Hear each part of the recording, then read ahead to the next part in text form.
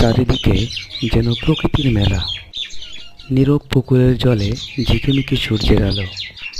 তারই আঙিনায় দাঁড়িয়ে ছোট ছোট গাছ, আর ডালে ডালে ঝুলে আছে বড় বড় আম।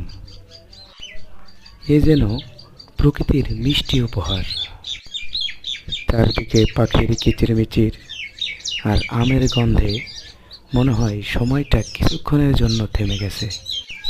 এখানে না আছে শহরের কোলাহল, না আছে কোনো কৃত্রিমতা, শুধু নিখাদ প্রকৃতি আর ভালোবাসায় ভরা এক টুকরো স্বর্গ।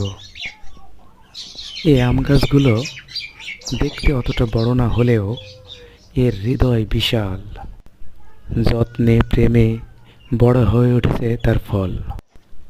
সব মিলিয়ে এ যেন এক জীবন্ত কাব্য।